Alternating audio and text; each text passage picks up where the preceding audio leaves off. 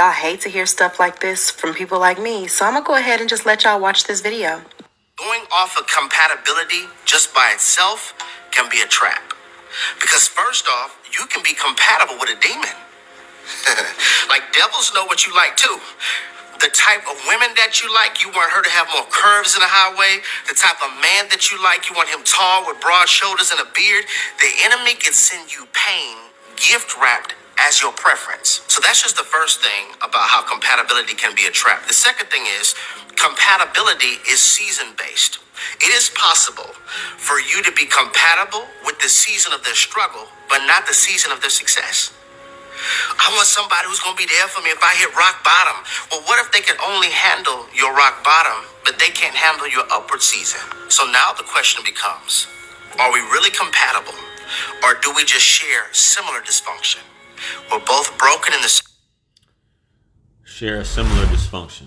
So if this obviously this is more on the spiritual side and, you know, things like that. So if you guys aren't into that and you don't believe in all that stuff, that's cool. You know, you can click off the video. But he does touch on some things that even if you aren't spiritual or on that type of time, does make sense. Like,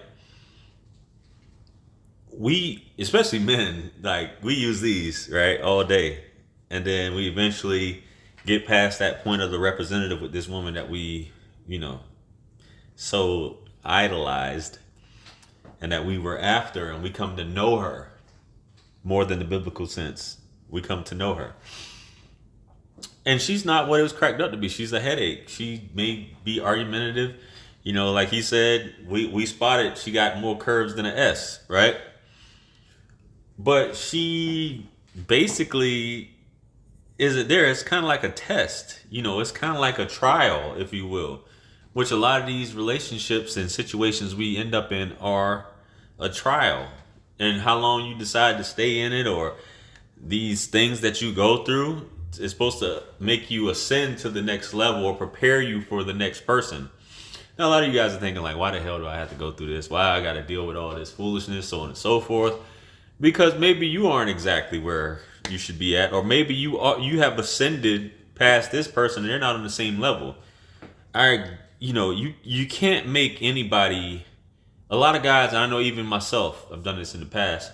You try to force somebody to be right for you. You know what I mean? You try to force them to be right for you. And point this way is shit, because I know the link of video I did about that. Can't force anyone to be right for you. You know, you'll try to train someone. You can train someone on, not when I say train, don't take that negatively, on what you like, things that you like, what you like to do, you know, how you like things done. But you can't force them to be right for you, which is what a lot of people do. People do come in your everything. Nothing lasts forever. Everything is finite, even this universe. So these people that you fall in love with, you think you're supposed to be with them forever, and you have this attachment, and you're like, woe is me, nothing's gonna go on. Then time kind of, you know, loosens those chains, if you will, and you don't feel the same way anymore. Even though you may still have a lifetime attachment to them, it doesn't hurt as bad as it could. And you could end up with somebody that blows your socks off and is just right for you. And it's unsuspecting a lot of times, man. But anyway, let's get back to it. Area. We're both wounded over the same things. We have the same feelings over the same wounds, so we end up sharing. And I stopped that. Hold on. Hearts. But what happens if one... And he's getting into trauma bonding, obviously. You know, I was an alcoholic. You were alcoholic. I was on crack. You were on crack.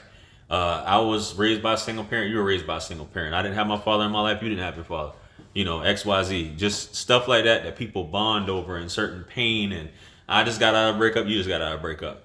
People will bond over this stuff, or I'm not saying that's necessarily all those things are dysfunction, but people will bond over this thing, over trauma. And that's really all they have at the end of the day when it comes to this whole compatibility thing. You heals and the other one doesn't. Because just because you heal doesn't mean that they're going to heal. And just because you heal doesn't mean that you can make them heal. What happens if one of you heal? You will remove what y'all had in common. Exactly. And I want us to be so whole and so secure that when we heal, We don't end up feeling guilty because they're crawling, but we now have wings. It's not just about compatibility, it's about suitability. Does this individual suit my assignment well? Do they complement what it is that God has me doing in earth while I'm here in time? When a man or a woman has found that, that's a blessing. Because when God gives a blessing, you're not going to have to exchange your mental health as payment to keep it. So maybe you're so exhausted because you're breastfeeding toxicity in order to maintain an image of being happy over the very thing that you told everybody was a blessing. My man said breastfeeding toxicity. He laying them analogies out there. Some people are afraid to be alone. Security in insecurity is basically what it is. Some people don't know they have to constantly have someone around, even if it is abusive, if you will. That one thing that you had in common that drove you to each other, it gets old. And that's why kids don't make things better a lot of times either, because it's a child and you guys really don't bond on any other level. You know, and that's what people grow apart. Nothing is more consistent than change. People change every day, and just as they're changing, you're changing, right? So the quicker you understand that, the better. I didn't realize that till my 30s. Like early 30s, almost mid 30s. You can't make anybody do anything that they don't want to do. Something has to be emotionally compelling for somebody to change. And if not, then you just have to go on you have to go on your journey, and they have to go on their journey. It's just how it is. Either they're meant to come along or they're not meant to come along. That's just what it is, guys.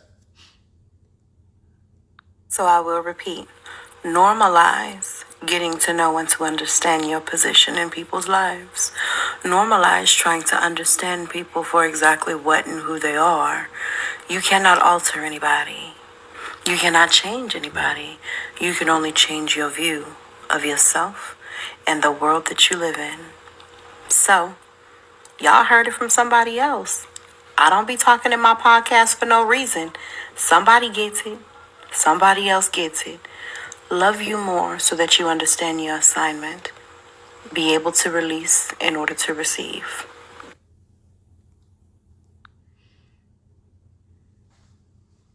Love.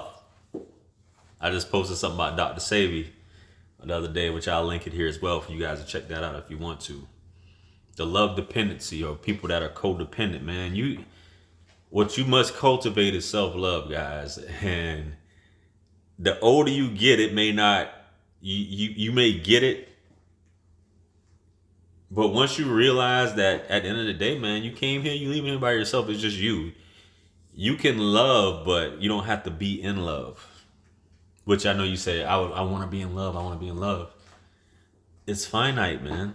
It's finite. There's nothing wrong with it, but it's finite. But that love, as Sebi said, which if you guys want to check the video out, it'll be over here. Like I said, if I hadn't already linked it by now. The love you got for yourself will never die, man. You can be alone. You can be at home after a breakup, or you're fine with or without someone. You keep yourself company. You make yourself happy, right? Instead of waiting on this person to change, waiting on this person to do right, waiting for this person to say yes to a date or to come back to me like Kanye West is doing with Kim. Man, isn't it funny? This dude has access to pretty much any woman he wants at this point. But that's what he wants. He wants his wife back, but she doesn't want him. So anyway, man, let me know what you guys think about this video. It's a little different from what I normally do, but hey, I gotta cut. You know, I liked the video. I like what he said, so that's why I figured I'd share it with you guys. Let me know what you guys think. Like, share, comment, and subscribe. Hit me up on Calendly and Linktree to book that one-on-one, as well as purchasing all my books. Make sure you guys subscribe to my backup YouTube channel. The link is in the description. And with that being said, this is wisdom. Peace be upon you all, the mercy and blessings of the Almighty. And I'll catch you guys on the next one. I'm out of here. Peace. It's God's beat maker. And I don't know. I'ma put the light in the sky for the G's that done turn memory from go. Blessings we send to